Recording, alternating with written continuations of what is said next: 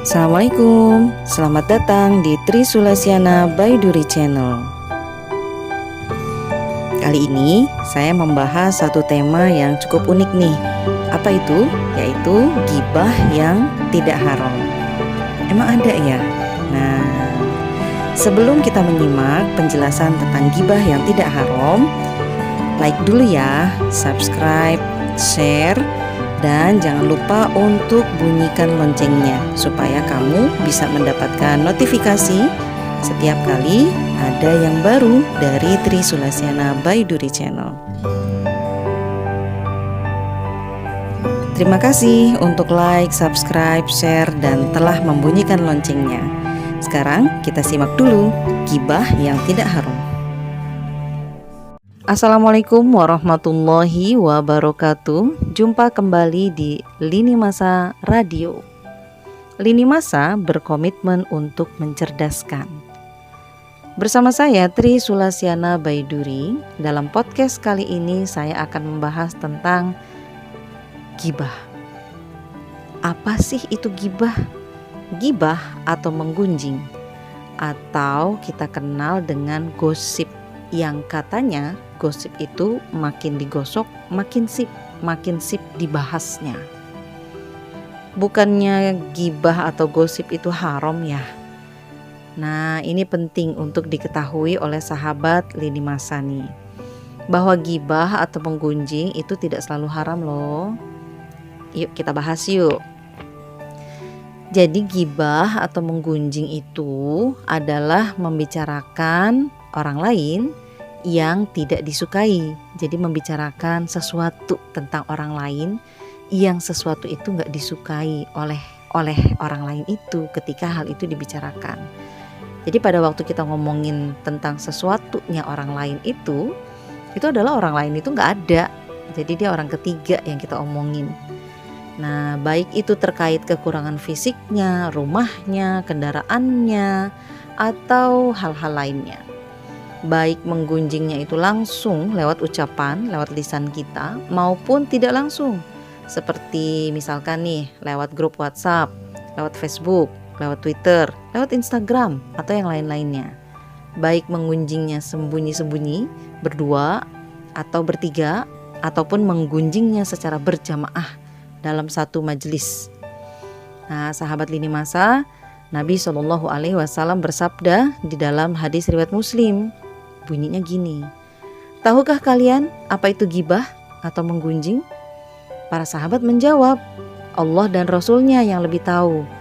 Nabi SAW berkata, yaitu kamu menyebut saudaramu dengan sesuatu yang ia benci. Lalu ada yang mengatakan, bagaimana jika apa yang aku sebut memang benar-benar dimiliki oleh saudaraku? Nabi menjawab, jika memang demikian, berarti engkau telah menggibahnya. Namun, jika apa yang kamu sebut itu tidak ada pada dirinya, berarti engkau telah berdusta. Oh, ternyata begitu. Nah, begitu besarnya dosa gibah hingga ketika Aisyah radhiyallahu anha membicarakan kekurangan Sofiyah radhiyallahu anha, salah satu istri Rasulullah Shallallahu alaihi wasallam yang lain, dengan mengatakan, wahai Rasulullah, sesungguhnya Sofiyah adalah seorang wanita. Tolhah meriwayatkan dengan mengisyaratkan dengan tangannya, yakni maksudnya Sofiyah itu wanita yang pendek. Maka beliau Shallallahu alaihi wasallam bersabda, sungguh engkau telah mencampuri dengan sebuah perkataan, kalau ia dicampurkan, jadi kalau perkataan itu dicampurkan dengan air laut, sungguh ia akan bercampur. Hadis riwayat Ahmad. Maksudnya gimana ya? Maksudnya gini loh sahabat Lini Masa, bahwa andai dosa gibah itu dibuang ke laut dan larut, niscaya dosa tersebut akan mengubah air laut tersebut. Ini untuk menunjukkan betapa besarnya dosa tersebut. Andai seseorang mencampur 7 ton gula ke laut, maka air laut gak akan berubah jadi gurih atau berubah jadi manis. Dosa gibah itu sebentar, air laut itu kan tetap asin dong. Ketika kita tuang 7 ton gula ke laut, ya nggak akan berubah jadi umami gitu ya. Kan gula ketemu garam katanya jadi gurih gitu. Enggak, itu nggak akan berubah. Nah, dosa gibah itu lebih daripada itu, hingga bisa merubah air laut. Berarti lebih besar lagi dari 7 ton. Allahu alam beratnya berapa. Ini menunjukkan besarnya dosa gibah itu, bahkan sampai bisa merubah air laut. Masya Allah. Ini baru gibah yang sepele, yakni dengan menyebut kondisi fisik seseorang dengan pendek. Itu pun tanpa perkataan, cuma dengan isyarat tangan. Set gitu ya, tangannya menurun ke bawah. Gitu aja ternyata Rasul keras juga ya kasih peringatannya. Nah, sahabat lini masa, oleh karena itu dalam situasi panas, nah biasanya kan kita sering nih situasi panas yang dipanas-panasin sama siapa? Sama infotainment. Nah, kan seringnya gitu ya. Nggak ada angin, nggak ada hujan, tiba-tiba ada heboh gitu. Nah, kita sering tuh kayak gitu. Si itu beritanya begini loh. Si ini beritanya begini loh. Ternyata si itu dan si ini itu beritanya begini loh. Jadi makin seru deh. Apalagi kalau momen-momen menjelang pemilu. Wah, yang 5 tahun sekali tuh. Nah, itu biasanya masing-masing pihak itu akan dia bisa menyelamatkan mulut, hendaknya masing-masing pihak itu bisa menyelamatkan mulutnya sendiri-sendiri. Jadi jangan sampai membicarakan aib dan kondisi fisik lawan. Kan biasanya kalau situasi pemilu pasti dong pengen kelihatan lebih unggul dibandingkan lawannya. Nah, pada masa itu, pada saat kampanye, harusnya semua pihak itu bisa menyelamatkan mulutnya sendiri-sendiri. Jangan sampai membicarakan aib dan kondisi fisik lawan. Ini jika aib itu tidak membahayakan rakyat dan negara. Namun, nah ini perlu dicatat nih. Jika aib itu ternyata ketika diungkap, jika aib tersebut tidak diungkap justru akan membahayakan rakyat, maka harusnya mengungkapkannya, walaupun untuk mengungkapkan itu akan menghadapi tuntutan yang dibuka aibnya. Nah, ini nanti kapan-kapan kita bahas di podcast. Menunjukkan aib seseorang di hadapan umat supaya umat tidak tertipu. Sekarang kita balik lagi nih ke gibah ya. Nah, kan tadi saya sebutin nih bahwa gibah itu tidak selalu haram. Nah, gibah yang mana sih yang dibolehkan, yang enggak haram itu? Gini loh, Imam An-Nawawi Asy-Syafi'i dalam kitab beliau Riyadhus Shalihin menyatakan gibah itu diperbolehkan dalam rangka mencapai tujuan yang dibenarkan oleh syariat, dibenarkan oleh syara. Sedangkan tujuan tersebut tidak akan tercapai bila tanpa gibah. Nah, kemudian beliau juga menjelaskan 6 kondisi yang dibolehkan untuk gibah. Ringkasnya gini nih. 1 gitu ya. Yang pertama, dalam hal penganiayaan atau bahasa Arabnya itu al-tazallum. Orang yang dianiaya boleh mengadukan orang yang menganiayanya kepada penguasa atau orang yang mempunyai kekuasaan atau kemampuan untuk menyadarkan orang yang melakukan tindakan aniaya tersebut. Kan gak mungkin ya kita bisa tahu dia itu dianiaya atau enggak kalau enggak cerita. Nah, akhirnya dia menceritakan.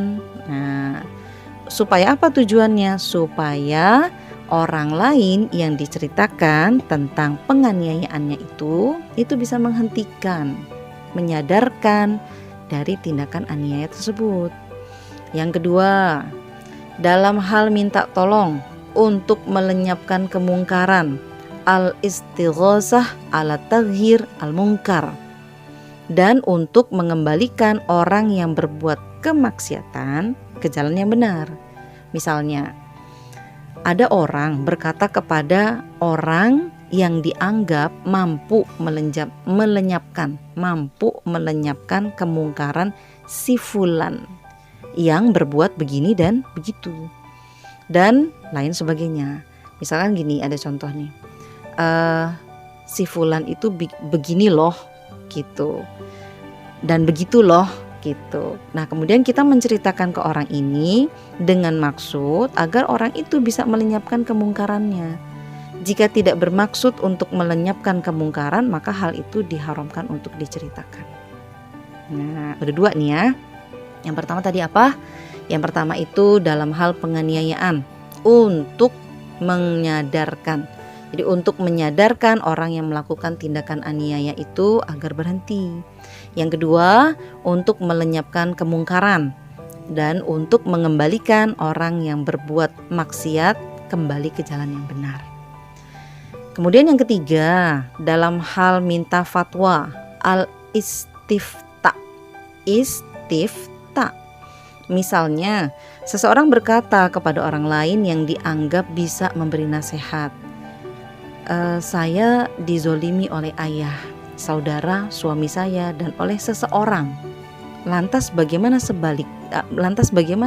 sebaiknya yang saya lakukan? Ini diperbolehkan. Jadi itu kan kita gibah kan ya, orangnya nggak ada soalnya, dan itu keburukan.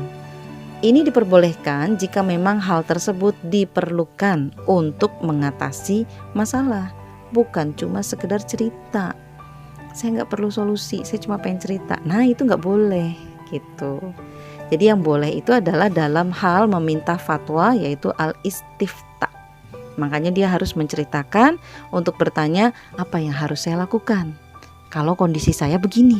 Nah kemudian yang keempat, dalam hal memberi peringatan atau nasihat kepada kaum muslimin dari keburukan.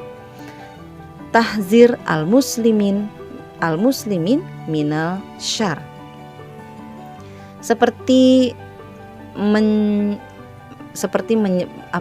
menyebutkan cacat pada perawi hadis yang memang cacat. Kalau bahasanya tuh seperti mencacat perawi hadis yang memang cacat. Nah, gimana? Mengingatkan orang yang mau membeli dari pedagang yang suka menipu. Termasuk apabila seseorang yang memiliki kedudukan dalam pemerintahan sedang ia tidak menjalankan tugasnya sebagaimana mestinya. Baik itu disebabkan karena memang ia tidak punya kapasitas untuk menduduki jabatan tersebut, atau karena ia orang yang fasik, atau ia orang yang lalai, dan yang semacamnya. Maka wajib untuk memberitahukan hal itu kepada atasan orang tadi, kepada atasan orang tadi, agar atasan tersebut memecatnya dan menggantikannya dengan orang yang pantas. Atau atasan tersebut mengetahui ketidakberesan bawahannya sehingga ia dapat membuat kebijakan yang adil sesuai dengan kondisi bawahannya. Serta ia berusaha untuk memberi motivasi kepada bawahannya tadi agar tetap istiqomah, selalu berjalan di atas relnya, atau kalau memang tidak bisa, ia menggantikannya dengan orang lain. Jadi kalau tentang yang perawi hadis, mencacat perawi hadis yang memang cacat, yaitu berarti disebutkan gitu ya, cacatnya di mana gitu. Kemudian yang kelima, dalam hal membicarakan orang yang berbuat kefasikan secara terang-terangan, an yakuna mujahiron bi fisqihi, atau perbuatan bid'ah.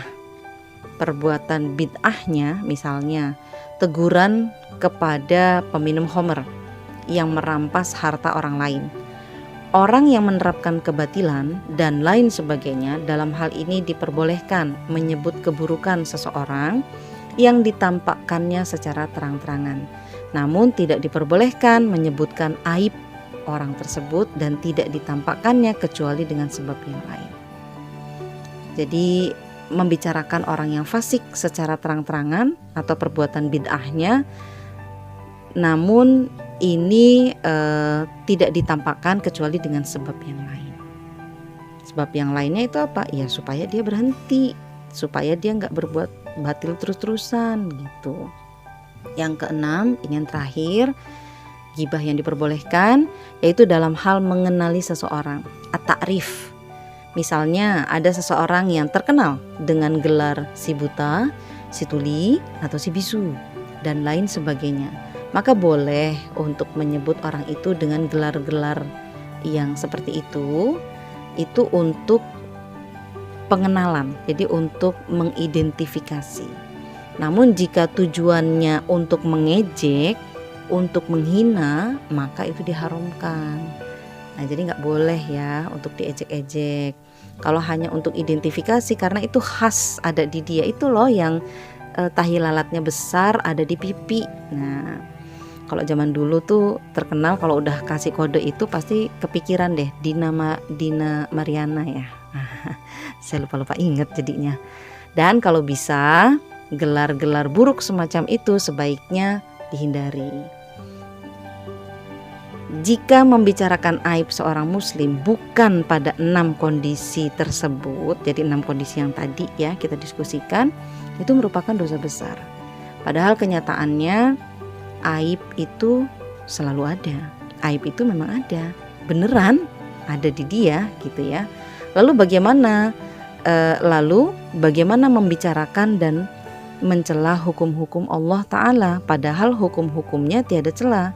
Tentu tak terbayangkan dosanya. Jadi kalau aibnya itu memang ada, terus gimana ya sama kasus orang yang membicarakan dan mencela hukum-hukum Allah? Jadi hukum Allah tuh dicela sama dia. Padahal hukum-hukum Allah itu gak ada celaknya. Nah, tentu tak terbayangkan lagi dosanya. Ghibah saja sudah dosa, apalagi mencela hukum Allah yang tidak ada celaknya. Untunglah sahabat lini masa, Allah itu Maha Pengampun. Dia menerima taubat seorang hamba sebesar apapun dosanya, asalkan sungguh-sungguh bertobat. Jadi kalau udah terlanjur melakukan ghibah di luar dari 6 kondisi ini, bertobatlah. Belum terlambat kok. Saya ulang ya, 6-nya apa aja. Yang pertama dalam hal penganiayaan atau zolum, supaya gak lagi berbuat aniaya. Yang kedua dalam hal minta tolong untuk melenyapkan kemungkaran dan mengembalikan orang yang berbuat kemaksiatan ke jalan yang benar.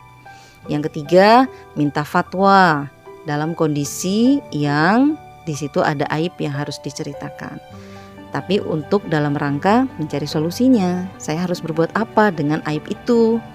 Nah, kemudian yang keempat dalam hal memberi peringatan atau nasihat kepada kaum muslimin dari keburukan yang dimiliki orang itu. Kalau nggak dikasih tahu, maka dia akan semakin berbuat keburukan di tengah-tengah masyarakat. Jadi masyarakat ketipu terus gitu. Nah, itu harus dikasih tahu. Kemudian yang kelima, dalam hal membicarakan orang yang berbuat kefasikan secara terang-terangan. Nah, kefasikan itu bukan lagi sesuatu hal yang rahasia, tapi dia sudah melakukannya secara terang-terangan, fasik. Jadi itu harus dijelaskan kepada orang lain tentang kefasikannya. Itu nggak bagus, itu harus dihentikan. Orang seperti itu harus dihentikan. Gimana cara menghentikannya? Nah, boleh kita ngegibah tentang itu. Yang terakhir, dalam hal mengenali seseorang yang ada tahi lalatnya loh, yang besar di pipi, yang matanya besar. Nah, yang matanya belok ya kalau kita ya. Yang matanya belok, yang matanya kayak bola pingpong. Wah, sampai jadi lagu kalau itu. Nah, jadi sahabat lini masa, itulah dia gibah-gibah yang tidak diharamkan. Tapi cuma ada 6, jangan tambahin lagi. Di luar dari itu diharamkan. Baik, sampai jumpa di podcast yang lainnya. Billahi taufik wal hidayah. Assalamualaikum warahmatullahi wabarakatuh.